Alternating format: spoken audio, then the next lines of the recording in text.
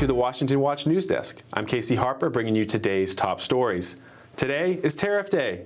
That's right, President Donald Trump announced sweeping tariffs on virtually every nation in the world. Some, like the EU and South Korea, have negotiated trade deals that include tariffs, but most didn't. The global tariffs range from 10% to 50%. The highest are on Brazil at 50%, Switzerland is at 39%, India is at 25%. 15% is the most common tariff affecting about 40 nations. Israel, Japan, Norway, they're in that camp. The rest, they get a default tariff of 10%. Now, experts initially warned that Trump's actions could cause a trade war as other countries retaliated. But so far, many nations have been willing to swallow the tariffs and not increase tariffs of their own. Experts have also warned that these policies will spike inflation. So far, inflation's remained relatively stable, but we'll see whether these sweeping tariffs make those predictions come true.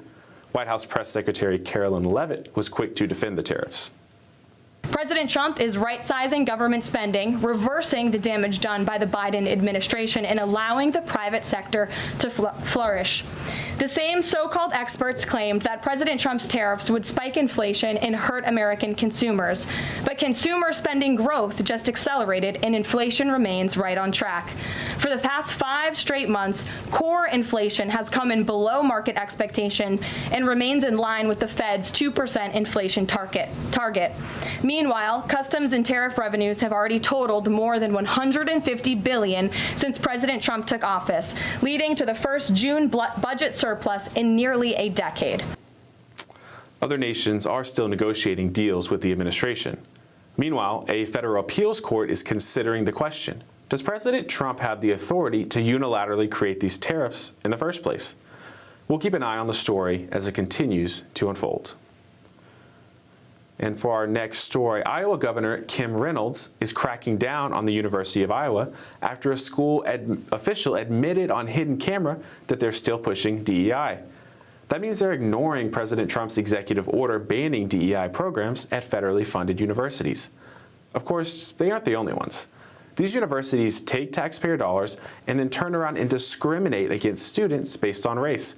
Admissions, scholarships, hiring, all of it. They even have racial quotas at some schools. Now, dozens of universities face federal investigation. However, many more have also defied the ban. They simply changed some wording on their website or gave a DEI officer a new title. But it's still the status quo. And this latest incident at the University of Iowa proves that. On hidden camera footage reported by Fox News, a school official talks about getting around the new rules by using different words like, quote, civic engagement, to keep practicing the same DEI policies by another name. The University of Iowa's board said they are welcoming the investigation and are willing to cooperate with the law. And for our last story, some good news. VCU Health, a major hospital in Richmond, Virginia, announced it will no longer provide transgender surgeries or drugs for those under 19. But they're not the only one. In fact, hospitals from coast to coast are echoing the same message. They're done with trans surgeries for kids. Check out this list we compiled of the hospitals that have made similar public announcements: Children's Hospital Los Angeles, Kaiser Permanente, Stanford Medicine, and more. The nationwide shutdowns come after the Trump administration threatened to withhold federal funding and investigate hospitals guilty of, quote, child mutilation. Now, these surgeries can make hundreds of thousands of dollars for hospitals. Even worse, the kids that receive them need thousands of dollars worth of ongoing medication every year. But with this news out of VCU and other hospitals, it appears that the money machine is being shut down, at least for now. And those are today's stories. I'm Casey Harper. You can dive deeper with the Washington Stand at washingtonstand.com. Better yet, download the Stand Firm mobile app where you can watch this and other news. There's a lot of good content on there for you to check out. Up next is Washington Watch with Jody Heiss, and we are back next week with more stories that matter.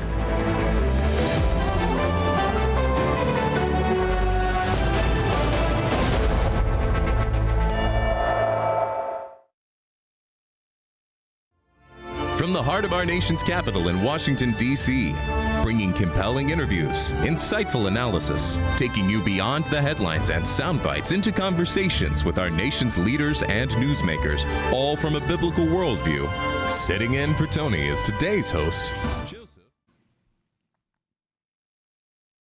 Well, good afternoon and welcome to this August 1st edition of Washington Watch. Unbelievable that it's already August 1st, but glad to have you with us today. I am Jody Heiss, a senior fellow here at the Family Research Council and your Friday host. Honored to have you on board with us. All right, coming up on today's program, the U.S. Special Envoy to the Middle East, Steve Witkoff, and the U.S. Ambassador to Israel, Mike Huckabee, they visited aid distribution sites in Gaza today to better understand the situation there that has been obviously misrepresented by the legacy media. Most of the media is filled with some of the worst misinformation and, frankly, just outright lies. And it's very, very harmful, and it's only empowering Hamas and causing our hostages to be kept there longer. And there is suffering there, no doubt about it. But this idea that there is mass starvation on the level that you see on pictures is simply not accurate. That was Ambassador Huckabee speaking with Fox News' Brian Kilmeade following today's visit to Gaza. And I'll be joined a little bit later in the program by Ken Isaacs from Samaritan's Purse, who just recently returned from Gaza, where his organization is itself providing aid, and he'll tell us what he has seen and heard there. And of course, it's not just the legacy media that's been smearing the nation of Israel. There's a growing number of Democrats that have been doing that as well. In fact, this week, a record number of Senate Democrats voted in favor of two resolutions to block the sale of U.S. arms to Israel. This debate is not really about Israel. It is about the United States of America and whether we will abide by U.S. and international law, or whether we will continue to contribute billions of dollars to an extremist government in Israel, which has caused an unprecedented humanitarian disaster in Gaza. Wow. Not about Israel. Well, it sure sounds like it to me. That was Senator Bernie Sanders on the Senate floor Wednesday before the vote on that resolution that he sponsored took place. And in just a moment, I'll be joined by Georgia Congressman Buddy Carter, who's a member of the bipartisan anti-Semitism task force, and we'll be talking about all the anti-Israel sentiments that we have been seeing there in Congress this past week. Also coming up on today's program, I'll be joined by South Carolina's Attorney General Alan Wilson. He and 15 other state AGs this week sent a letter to Congress regarding the SHIELD laws.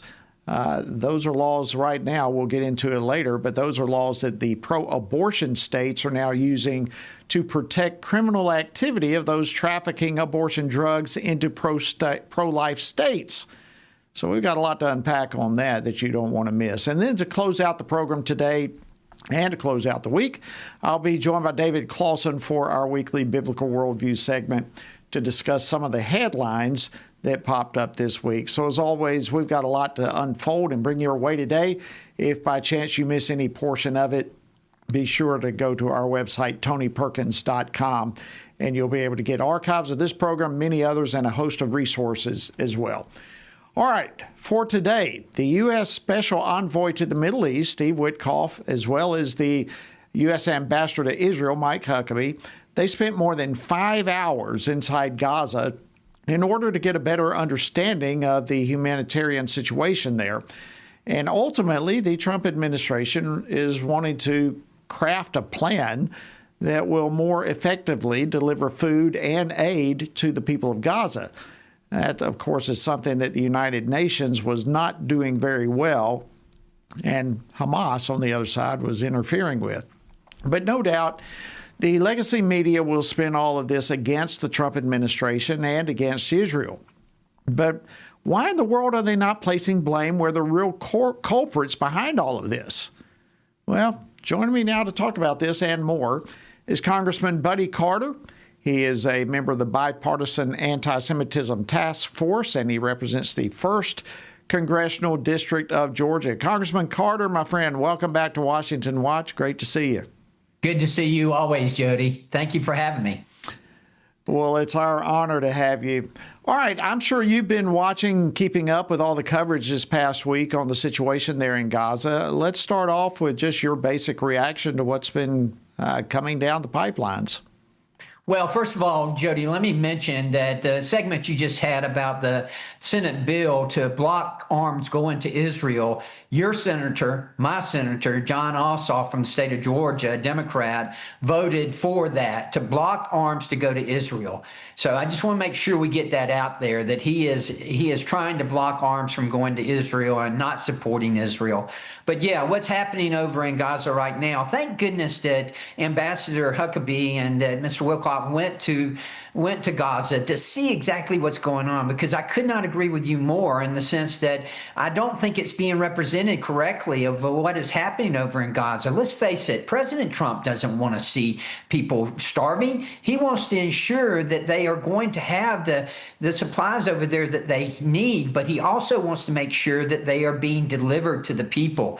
This is Hamas at work, and this is the media who is portraying something that is simply untrue.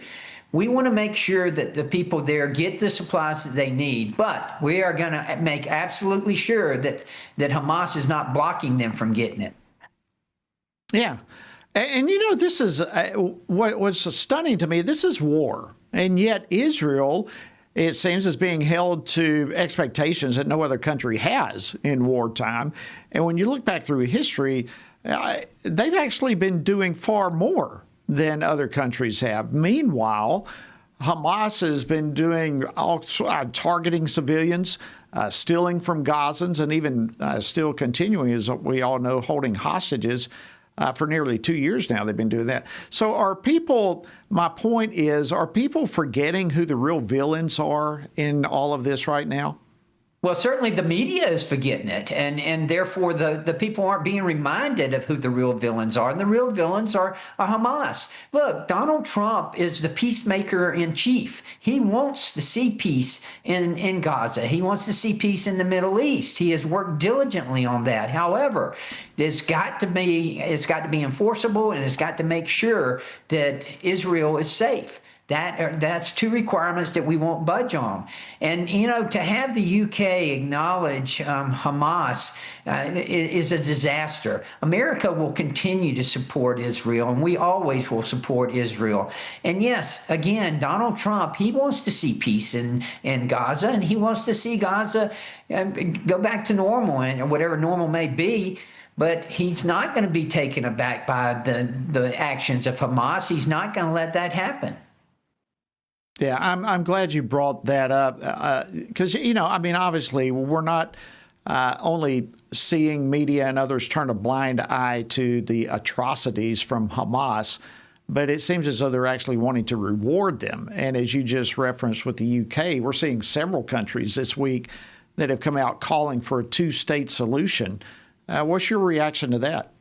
Well, I'm not in favor of that, to be quite honest with you. I think President Trump has got the right idea. And I have said from day one that until the hostages are returned, that we're not going to be able to get peace in the Middle East. We're not going to be able to get peace in Gaza. And until Hamas starts negotiating in good faith and not in bad faith, we're not going to be able to achieve peace. President Trump wants peace. I think he's proven that. And that's why I nominated him for the Nobel Peace Prize. He deserves it. He's working diligently, not only here, but in Ukraine and Russia, everywhere across the world to achieve peace. But we all understand that you achieve peace through strength. I think the previous administration proved that if you're weak, weakness is going to bring about trouble, and it's going to bring about war. And that's what happens. It's going to bring about aggression.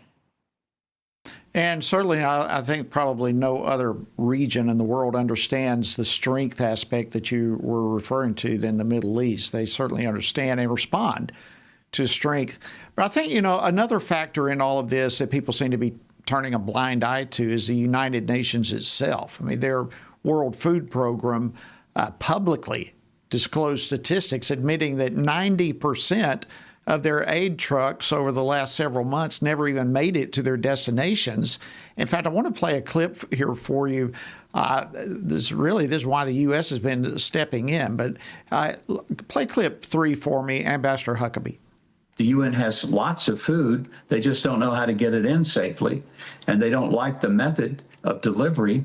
And they seem to be more focused on how the food gets there than whether or not it even arrives. Well, that's not a hunger-centric issue. They need to take care of the people. Yeah, so what do you make of the efforts of the Trump administration and Israel to do what the UN, frankly, failed to do? Well, I think it's admirable. I mean, you're exactly right. The UN has failed in their responsibility, and the media seems to want to blame Israel for that. And we see that that's not where the blame should be. The blame should be, it's clear where the blame should be here. If the UN can't do their job, then someone else has to do it. And certainly the United States is trying to help in any way we can. President Trump wants an enforceable peace in Gaza that is going to keep Israel safe. And until we get those hostages released and until we get them returned and get the bodies of the 2 American hostages that were taken, we're not going to be able to achieve that peace. Yeah, and what about your Democrat colleagues, particularly in the other chamber? They're trying to shut down aid to Israel. Any quick thoughts there? Unbelievable that they would even entertain that thought. I mean, this is the leftover remnants of the Biden-Harris administration. And for them to try to pull something like this, particularly, again, our senior senator from Georgia, John Ossoff, I just don't understand how in the world they don't see that Israel is our ally and we must keep Israel safe. It's amazing. Switching gears, we got just a little over a minute left. You and your House colleagues are back in your various districts right now, talking, I'm sure, about a lot of the accomplishments of the last few months. How's that going for you, and what do you think, real quickly, is going to be a focus for the House when you return next month? Well, first of all, the One Big Beautiful Bill Act, which saved Georgians, 88% of Georgians, from witnessing and experiencing the highest tax increase ever, about $1,500 a year on average in Georgia. And that's about equivalent of 7 weeks worth of groceries. We saved that. No tax on tips, no tax on overtime, decreased tax on senior citizen, increased child care tax. All of those things are benefits of the One Big Beautiful Bill Act. Now, when we get back after Labor Day, we've got a lot of work to do, particularly in the way of appropriations. We've got to catch up on a lot of these appropriation bills. Tom Cole, who you know well, is doing a great job trying to get us in line with that. And I'm very confident that we're going to be able to at least address the majority of those when we get back.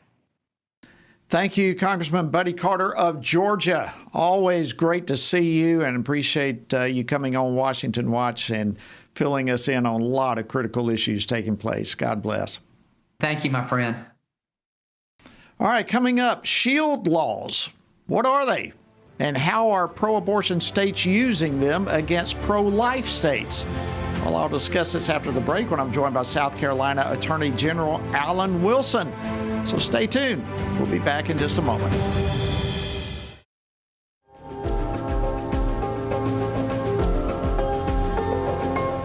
The family is the oldest, most tested, and most reliable unit of society. It is divinely created and sustained. And yet, there are those who are always tampering with its values and structure. That's why we need organizations like the Family Research Council that can effectively defend and strengthen the family. Family Research Council began over 40 years ago, like all great movements of God, with prayer. Today, rooted in the heart of the nation's capital, FRC continues to champion faith, family, and freedom in public policy and the culture from a biblical worldview. FRC is one of those bright lights that helps us focus on true north. And I shudder to think, had they not been here, that it could have been worse. The Family Research Council is key. It's one of handful of groups that I think will determine whether our children live in a country that enjoyed all of the freedom and all the opportunity that we enjoyed in this great land. It's just a wonderful parachurch organization that doesn't seek to take the place of the church, but it seeks to assist the family and the church as we try to move forward successfully, not in a defensive mode, but in an offensive mode as we seek to live our lives according to the Holy Scriptures. FRC is not going to be whooped. We're going to fight. We're going to take a stand. And again, we don't retreat. You will never see in front of this building here in Washington, D.C., a white flag fly. We will never step back. We will never surrender, and we will never be silent.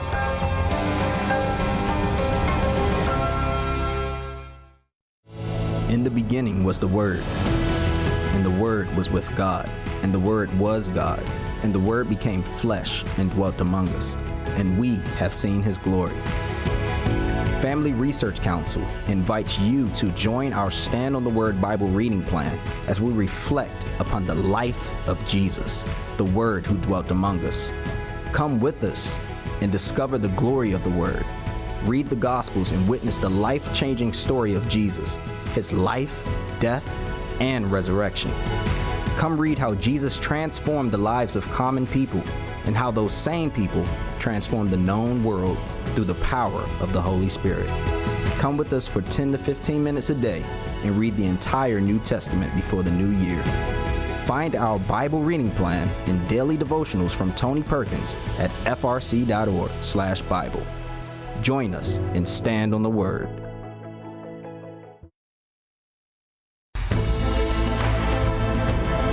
You're tuned in to Washington Watch, and I'm your Friday host, Jody Heiss. So glad to have you with us. We appreciate it very much. All right, we had mentioned this next story earlier in the week, but really didn't have time to dive into the details. But on Tuesday, there were 16 state attorney generals who sent a letter to Congress urging members to take action at the federal level to address the SHIELD laws. And these are laws that pro-abortion states are using to protect the criminal activity of those who are trafficking pro-abortion drugs into pro-life states. So more specifically, what are SHIELD laws? And what can Congress do to stop pro-life laws from being violated? Well, with me now to discuss this is South Carolina Attorney General Alan Wilson. Attorney General Wilson, welcome to Washington Watch. It's an honor to have you. Jody, it's great to be with you. Thank you for having me on your program. Well, it is our privilege in every way. Let's start with a simple explanation as to what SHIELD laws are and how they work. Well, as you recall, to go back a little bit earlier, the Supreme Court in the Dobbs decision returned the issue to abortion to the states. And a number of states, including South Carolina, passed much more restrictive abortion laws prohibiting abortions from being conducted in our respective states. Other states that are pro-abortion states pass laws that shield doctors and various healthcare providers from performing those services, namely, for instance, like sending in abortifacient drugs, pharmaceutical drugs, mailing them in, doing mail order drugs, order them online, or even going into states and performing those types of medical services. And so these laws that these other pro-abortion states are passing are shielding those individuals from state prosecution. In the opinion of many of the states that signed the letter that you just talked about, this is a violation of the full faith and credit clause of the U.S. Constitution. And I joined that letter along with 15 other states to ask Congress to evaluate and to look into this issue to protect and promote the sovereignty of each of the individual states and prohibit states like California from passing SHIELD laws that prevent states like South Carolina from effectively enforcing its heartbeat bill or heartbeat law that we have in effect today. So it sounds like, if I'm wrong, correct me, but kind of summarize, it sounds like these SHIELD laws are just blatant attempts to try to interfere with states like South Carolina and the various pro-life states and their ability to enforce criminal laws within their borders and really this whole thing is just disrupting our constitutional structure of states. Is that kind of a correct summary? That's correct. And again, one example that some of these states are doing is they're passing laws that prohibit the extradition of people who violate the criminal laws of states like here in South Carolina who have those restrictive covenants on the act of performing an abortion. I was actually, earlier this past week, I was in the upstate of South Carolina. I was touring a local pregnancy center, and I was speaking with one of the volunteer workers there who informed me that, and I don't recall the name of the website right off the top of my head, but she said that she went onto this website. She was able to go into this website, put in her address that she was located here in South Carolina, give them their credit card number, and she was able to order abortifacient drugs that would terminate a pregnancy without seeing a doctor and without verifying her health history with the website. And then she could have just clicked send and could have gotten those drugs sent here into South Carolina. That is an example of how you could really compromise the health and safety of South Carolina citizens when they can do mail-order drugs without even having a doctor being part of the process, let alone the fact that you're committing a crime. Wow. Yeah, that's stunning. And to hear it be that easy for people to do, just a click, click, click, and get these drugs that obviously end human life in the baby, but are also exceedingly dangerous for the mother, and they violate laws of states like what you're referencing there in South Carolina. So the question then, what can be done about it? Obviously, I think the Trump administration could be doing something about this. But for example, we have a petition about this, calling on them to instruct the Department of Justice to enforce the law, the Comstock Act, and to protect states' rights. So the administration could be involved, obviously, but also Congress. And you and 15 other attorneys generals of various states are calling on Congress to take action. What can they do? Well, we're calling on Congress to evaluate this particular type of shield law, and obviously we'd like them to preempt it, or at least evaluate if they could preempt it. There are currently cases right now in federal district court that could go to the Supreme Court, and it could be dispositive of whether or not these states passing shield laws are violating the full faith and credit clause of the U.S. Constitution. But in the interim, we would ask Congress to consider and evaluate whether federal preemptive laws, for instance, states passing shield laws that violate the rights of other states and the laws of other states, could be withheld federal funds in some form or fashion. I also joined a letter earlier this week that was led by the state of Kansas, along with 23 other states, that was sent to the Secretary of HHS, Robert F. Kennedy, and also Dr. Marty McCary with the FDA, asking them to evaluate drugs like mifepristone, which is an abortifacient drug that has been advertised as safe, is very safe and has efficacy. But what we've learned is that it's 22 more times likely to have negative effects occur to the person taking it than it's advertised on the drug's label. We've asked the FDA and HHS to evaluate that and consider re-implementing the safety protocols that used to be placed on that, such as having to be seen by a doctor more than one time, being seen by a doctor 3 times, and having a doctor being involved, which the Obama and Biden administrations removed those safety protocols, or in the alternative, remove mifepristone from the market while it can be safely evaluated to determine if it truly is safe for people to take. But again, people are taking these drugs, women are taking these drugs, and it is having a very adverse effect on their health. And this is something that we have a duty to protect our citizens and make sure they are educated so they can protect themselves from these types of drugs. Amazing. Well, it seems very clear that the battle for life certainly did not end with the Supreme Court Dobbs decision. That's a fact. Thank you so much, South Carolina Attorney General Alan Wilson. Thank you for taking the lead in this whole thing, and thank you for joining us this evening on Washington Watch. Thank you. All right, and just by way of reminder, we do have a petition referencing what I talked about a few moments ago, urging the Trump administration to restore strength to the FDA safety standards. And you can be a part of that petition by texting LIFE to 67742. That's LIFE to 67742. Okay, after the break, I will be joined by Ken Isaacs from Samaritan's Purse. He just recently returned from Gaza, and he's going to come on with us now and tell us what he saw and what his organization's been doing there. So stay tuned. Much more coming your way right after the break.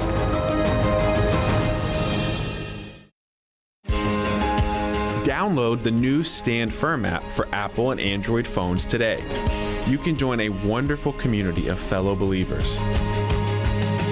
We've created a special place for you to access news from a biblical perspective. Read and listen to daily devotionals, pray for current events, and more. Share the Stand Firm app with your friends, family, and church members. And of course, stand firm wherever you go. At Family Research Council, defending the family isn't just a mission, it's our daily calling. Every team member at FRC uses their God-given talents to stand for biblical truth, protect life, and uphold religious freedom. Here at Family Research Council, we face many threats to the family, threats that have been with us for some time. Abortion, the gender ideology threat, the attacks on marriage, the attacks on parental authority, and the attacks on religious freedom. We have to promote, support, strengthen, and incentivize family growth so families take their place in society in a place of honor. I'm defending the family by working in the Center for Biblical Worldview to provide cutting-edge research and resources for pastors, ministry leaders, and Christian parents. Through my work at the Washington Stand, I passionately defend what God has defined for marriage and family. I don't see the Washington Stand as just a place to talk about cultural events. It's a place to share biblical truth. It's a perfect outlet to advance and defend what God has defined as good, true, and beautiful. Because of you, we're able to frame things in such a way that help Christians stand for truth on the things that matter most, like life, faith, family, and freedom. Thank you for standing with us. Thank you for your support. It is so critical to the work that we at Family Research Council are doing day to day as we support and strengthen the family. So thank you.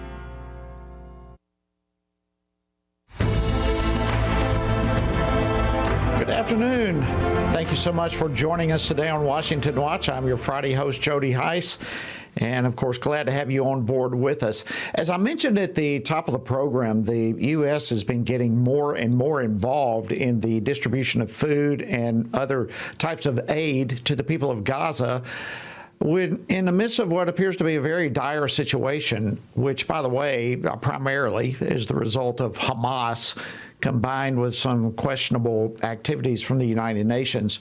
But there are other groups that are also involved, including our great friends at Samaritan's Purse, who have been actively involved in helping innocent civilians there since the original attack of Hamas back on October 7th. And with me now to share more about what his organization is doing is Ken Isaacs. He's the Vice President of Programs and Government Relations at Samaritan's Purse. Ken, welcome to Washington Watch. It's great to have you. Thank you, Jody. It's good to be with you. Well, let's begin with this. You were recently over there. What can you tell us from your firsthand experience, what you saw and heard on the ground? Well, I've been back 2.5 days, and I can tell you that it's a desperate situation. I think that there's a lot of political posturing going on, and I also think that there is a lot of need, and I think that there's good work going on as far as humanitarian response. So it's a very complex and difficult working environment, though. I can only imagine the complexity of it all. And of course, Samaritan's Purse has been on the ground there since the very beginning, since right after the October 7th attacks. Can you tell us, Ken, a little bit of what the Lord has been doing through Samaritan's Purse, specifically as it relates to addressing some of the physical needs of the people who are there? Well, when the attacks on October the 7th happened, the first thing that we did, we started helping people in the communities that were directly affected. And as time has gone on, you know, we've helped more people in Israel. The assistance that we have been putting into Gaza and the Palestinian territories, we've done that through trusted partners, and that's included food, it's included water, trucking clean water, and medical supplies, clinical care, medical care, these kind of things. And now what we're focused on, in addition to ambulance centers and medical facilities that we're helping with in Israel and the communities, we're looking at the food situation in Gaza, what we can do and how we would do that. And recently, a group's named the Gaza Humanitarian Foundation has come up. And so during my trip there, I visited with them. I saw firsthand the work that they're doing. And I have to say, Jody, I came away very impressed. They are professional. They're compassionate people. And they are taking food in and delivering it, distributing it in a very chaotic situation, but they're doing a yeoman's job at it. Yeah, that's awesome. That's fantastic to hear. You mentioned some of the partners. Go with us down that path a little bit, Ken. What can you tell us more about the dynamics of some of the partners that you work with? How does that? What does that look like for Samaritan's Purse? Well, it has, a different appearance in different places, but essentially it's people that we know through other intermediaries that we've either had direct contact with them or people that we know and that we trust know that they're people that can be trusted, that they're not connected to any terrorist activities. And so this is what we're looking for, how to do that. And as Christians, we're always looking for that open door. And the Lord sends his people. We try to use discernment and make the best choices that we can. So let's talk about that. I guess at the end of the day, that is the main issue. Taking care of the physical needs, food and that type of thing are huge. But it's not just the physical needs that Samaritan's Purse addresses. It's the spiritual needs as well. Ken, can you talk to us a little bit about some of the encounters spiritually that you've heard about or perhaps that you've witnessed personally? Well, in Israel, it's frowned upon to be, what they would say is proselytizing. But I can tell you that I've met with many government officials, and I've always used the parable of the Good Samaritan to explain who we are and why we do what we do. And that message is warmly received and appreciated by all the people groups that we work with. But we want people that we help to know that God loves them and God hasn't forgotten about them. And so we do everything that we can to do that in a way that is acceptable and appropriate in different cultural settings. So how would you encourage some of our viewers here and our listeners as well to pray about this situation, both for the people there in Gaza and Israel, but also for your team and the partners that you're working with? How can we most effectively pray for you? But thank you for asking that, Jody. So I would just ask for prayer for discernment for our team members and our leaders, who we work with, how we work with them, open doors of opportunities. We're looking at doing some really innovative kind of things with food distributions. And, I just would ask for prayers that God would bless that and give us favor, and particularly in the relationships. Pray for the peace in that part of the world, and pray also for the people from Gaza. They're under enormous desperation and stress right now, and nobody wants to see that. Ken Isaacs, I want to thank you so much, Vice President of Programs and Government Relations at Samaritan's Purse. Tremendous work that you and your team are doing. Thank you, and thank you for joining us on Washington Watch. Thank you, Jody. All right, friends, don't go anywhere. After the break, coming up in just a moment, David Clausen will join me for our weekly Biblical Worldview discussion. Stay tuned. Family Research Council is committed to advancing faith, family, and freedom from the East Coast to the West. So FRC is going to Southern California for this year's Pray, Vote, Stand Summit, October 17th and 18th at Calvary Chapel, Chino Hills. Join us for this powerful gathering of Christians desiring cultural renewal and spiritual revival. The Pray, Vote, Stand Summit brings together Christian leaders, issue experts, and government officials for a time of prayer, inspiration, and action. Together, we will seek God's guidance for our nation and engage in meaningful discussions on the intersection of faith, government, and culture. If the spiritual foundations and the cultural walls of our nation are to be rebuilt, we all have a role to play. May we each find our place on the wall as we build for biblical truth. Register now at prayvotestand.org. That's prayvotestand.org.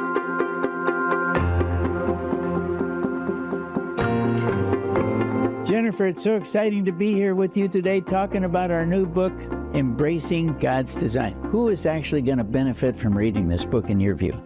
There's so many different audiences that can benefit. The first one are counselors themselves, right? Because we have some material in there where we really address the gender dysphoria diagnosis and what is wrong with it.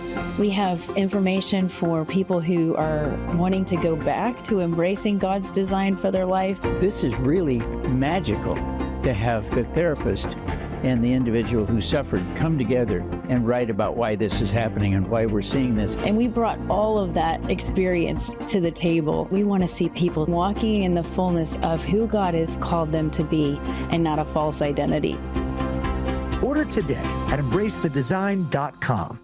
How should Christians think about the thorny issues shaping our culture? How should Christians address deceitful ideas like transgenderism, critical theory, or assisted suicide? How can Christians navigate raising children in a broken culture, the war on gender roles, or rebuilding our once great nation? Outstanding is a podcast from the Washington Stand dedicated to these critical conversations. Outstanding seeks to tear down what our corrupt culture lifts up with an aim to take every thought and every idea captive to the obedience of Christ. Whether policies or partisan politics, whether conflict in America or conflict abroad, join us and our guests as we examine the headlines through the lens of Scripture and explore how Christians can faithfully exalt Christ in all of life. Follow Outstanding on your favorite podcast app and look for new episodes each week.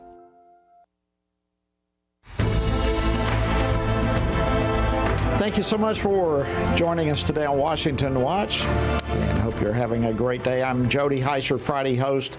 An honor to be with you. Before I get to my final guest, I want to encourage you to sign a petition that we have, an extremely important petition.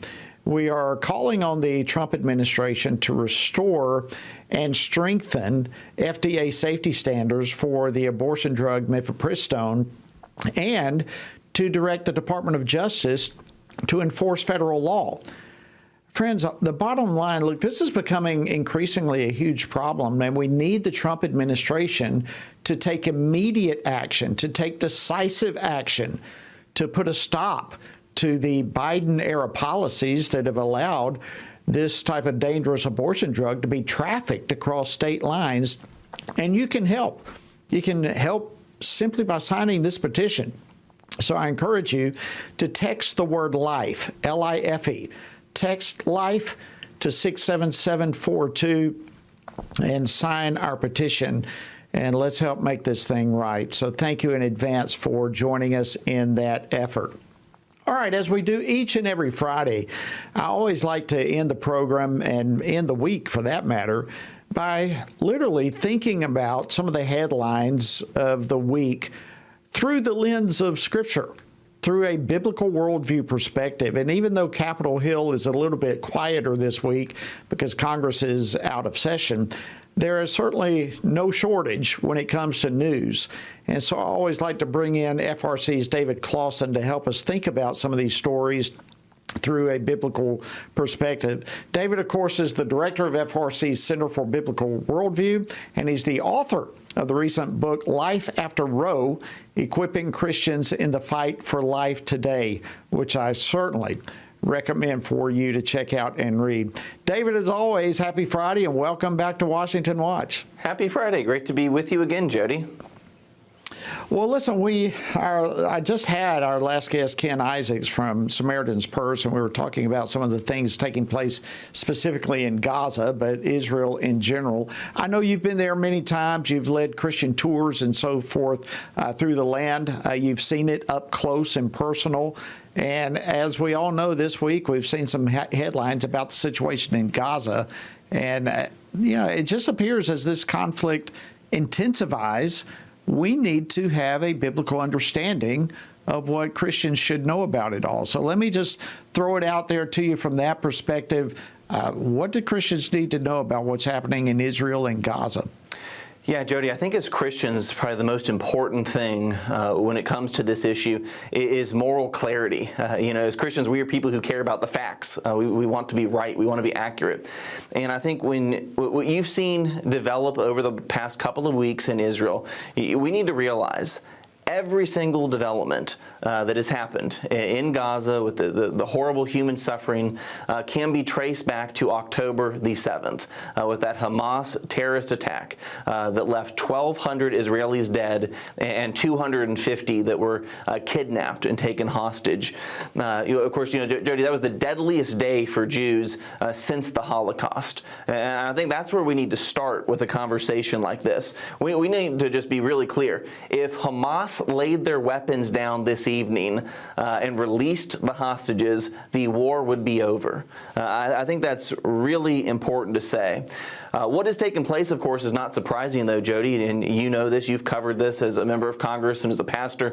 Hamas is a terrorist group. They've always been about this ever since they won an election back in 2006. 2007 is when they took control of Gaza, actually forcibly expelled the Palestinian Authority that was there. They have used this small stretch of land as a base for terrorist operations. And so just very briefly, I think as Christians, how do we look at this, especially the headlines that have been in the news this week? We lament and we grieve any Israeli life that is lost, any Palestinian life that is lost. We grieve. But again, I think we need moral clarity. We, of course, want to encourage those who are combatants to do everything they can to minimize civilian casualties. But again, moral clarity is needed. Hamas is the instigators. They also embed themselves in civilian populations, intentionally put their base of operations in mosques, in hospitals, in places where they know there's going to be a population of civilians. And then I guess the final thing we also need to realize, because hunger's been in the news this week, Jody, that Hamas militants have diverted millions of dollars worth of humanitarian aid to their militants. There's one organization known as the World Food Health Program. They admitted that 90% of their resources have been taken by Hamas. Mike Huckabee and Steve Witkoff, they are there today in Gaza taking a look at it. What was remarkable to me is what Ambassador Huckabee said, is that there's this organization that's providing 1 million meals a day to Gazans, and they're being protected by the Israeli military. So again, all of this is important background for how we read the headlines. Yeah, it really is, and the moral clarity just shouts for us to see it and understand it. But there's so many ways in which this whole thing seems to get clouded and muddied. It's every day, David. It's in the headlines, be it civilian casualties, be it pressure on Israel from other world leaders, which seems to be increasing on a daily basis. We have deepening divisions right here at home. And when it comes to times like this, what the Bible has to say becomes exceedingly necessary, essential for a guide to help Christians think about things like war in general, things about justice, things about like peace in the Middle East as a general rule. So how would you break that down for us as we are seeing every day more and more and more things? How does the Bible become a guide for Christians to talk about things like war and justice and peace and so forth? Yeah, Jody, the Bible gives us kind of a framework to think about many of the things that you just mentioned. You also mentioned world leaders, and I have to say, shame on some of these world leaders like Emmanuel Macron and Keir Starmer of Britain, who've said they're going to, recognize a Palestinian state in the coming weeks if the fighting doesn't stop. Again, that just needs to be seen for what it is. That is playing politics with the situation. It's trying to bully Israel, which is simply responding to being attacked. Again, as Christians, we lament the bloodshed. We lament when innocent people are caught up in the crosshairs of war. You mentioned kind of how do Christians think about this specifically with war and peace? Just war theory. And you and I have had a whole segment thinking about just war theory, which is, again, the Christian tradition of when it's morally permissible to go to war. And I think, again, as Israel continues to be in the headlines, I'd encourage Christians to kind of revisit that. The Christian tradition has said that to wage a just war, you have to have just cause, a legitimate authority. It should always be seen as a last resort. There needs to be a probability of success. There needs to be proportionality. And so again, it's a helpful framework that I think if you apply that to the current conflict, you'll see that Israel is going above and beyond kind of what most nations would do in this situation to ensure that they're minimizing civilian casualties. But again, as Christians, we lament whenever we see suffering. And it reminds us, Jody, that we live in a Genesis 3 world, and we need to pray for this. We pray for the peace of Jerusalem, and we pray for folks, brothers and sisters in Gaza as well.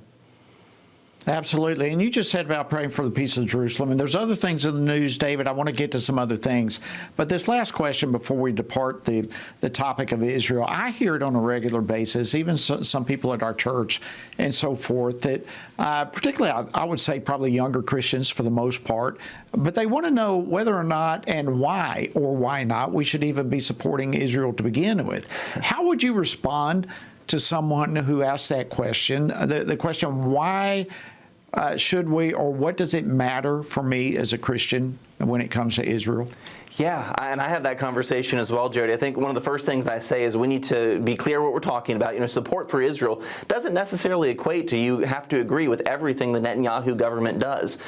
Support for Israel means you recognize Israel as a legitimate state. You recognize Israel as the ancestral homeland of the Jewish people. You recognize Israel as a key ally of the United States. Now, again, I'm someone who greatly admires the Prime Minister. I read his autobiography that came out last year. I think it gives insight into the way he makes decisions. But that's what support for Israel means.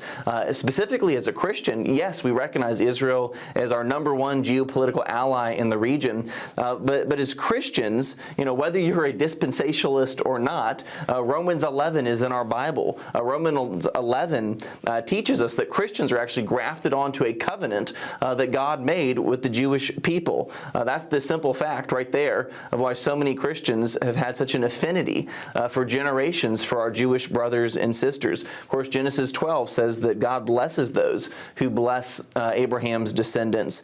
And so again, of course, Christians can debate dispensationalism, they can debate eschatology all you want, but Romans 11, at least how I read it, does tell me that Jews are God's original covenant people and they're beloved. That's Romans 11, verse 28. So I think there are theological as well as just very practical reasons that we care about Israel and we care about the Jewish people.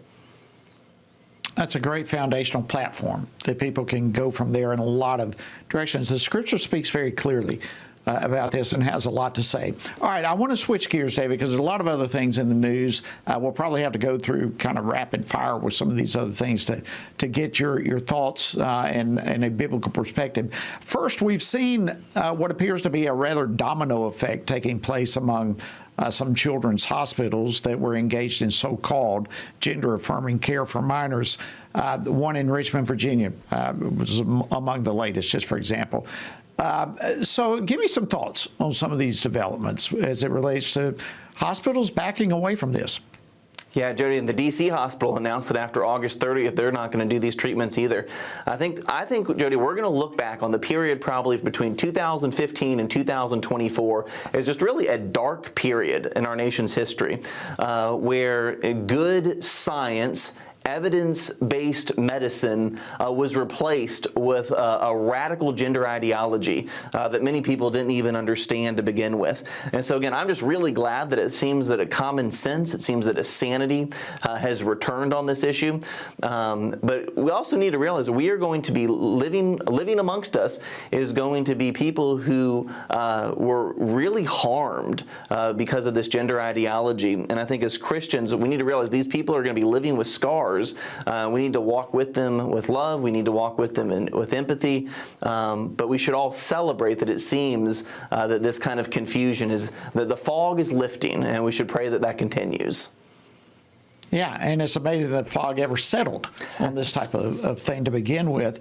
All right, so there was a New York Post article, a story I'm sure you probably read about a former male fashion model who was medically modified to present as a girl. Really a heartbreaking story, quite frankly. And I'm sure you've read it. What do you learn from this type of story that could be helpful for Christians who are thinking about this topic? Yeah, Jody, I'd recommend everyone. This was just a couple days ago in the New York Post. It's the story of a gentleman named Miles Yardley. He's 27 years old now, but he tells the story when he was 15.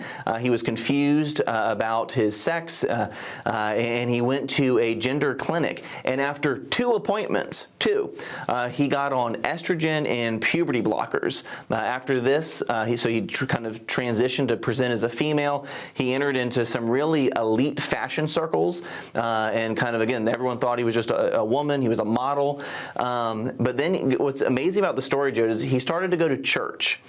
He realized that kind of the way he was presenting, the way he was living in these elite circles wasn't really fulfilling. He started thinking deeper thoughts about who he was, what his purpose in life was. And then he began to detransition. And he now lives as a man. He presents as a man. And what's remarkable is when you read his story, he basically says, and he represents himself now as a Christian, which is remarkable. But the line in the story that he said that he realized he was hurting himself. He realized he was poisoning and sterilizing himself. And he said he realized I couldn't do the things, and I wouldn't be able to do the things in the future that normal people can do because I was castrating my body. And what's amazing now is he's suing the people that put those surgeries and the puberty blockers and estrogen, pushed that on him. And he actually, again, as a Christian, he says he harbors no ill will. He doesn't think they're trying to do something that's evil. But he said that he needs to speak out about this because other people are going to get hurt. So let's just pray, Jody, that all of us are going to churches that are as welcoming as the church he found, that we're willing to speak the truth in love. Because in the years to come, Jody, there are going to be refugees of the sexual revolution that were kind of sold a pack of lies. They realize that they're a lie and that they're going to be searching for truth. May they find a place in our church where we can point them to true north, we can point them to truth, and we can point him to the Lord Jesus. Amen and amen to that. All right, David, we've got only a minute left. All right, on the abortion front, your area of tremendous expertise, among others, there was big news coming out of Oklahoma yesterday. Break that down for us. What happened? Jody, Governor Kevin Stitt, a friend of this program who's been on several times, he put out an executive order that says that no grants, no contracts, and no funding of any kind can go to abortion-affiliated businesses or organizations. And he issued this executive order in the aftermath of the Medina v. Planned Parenthood decision that you and I have talked about extensively, that basically said that a state can make sure that their Medicaid dollars don't go towards any organization or health care provider that provides abortion services. And so Kevin Stitt is saying here in Oklahoma, we don't want any of our dollars to fund this. And so good reminder for all of us that what the Supreme Court does has implications and consequences that we're just now beginning to see the effects of all those good decisions that you and I have talked about. There's going to be more, and that's something that all of us should be tremendously grateful for. Absolutely. Yet another potential domino effect underway that we all get to watch. Thank you, David Clausen, as always, Director of the Center for Biblical Worldview here at the Family Research Council. Greatly appreciate you, my friend. Thanks for joining us. Thank you. All right, friends, that wraps up yet another day and another week here at Washington Watch. Hope you have a great weekend, and we'll see you next week again right here on Washington Watch. Washington Watch with Tony Perkins is brought to you by Family Research Council and is entirely listener-supported. Portions of the show discussing candidates are brought to you by Family Research Council Action. For more information on anything you heard today, or to find out how you can partner with us in our ongoing efforts to promote faith, family, and freedom, visit TonyPerkins.com.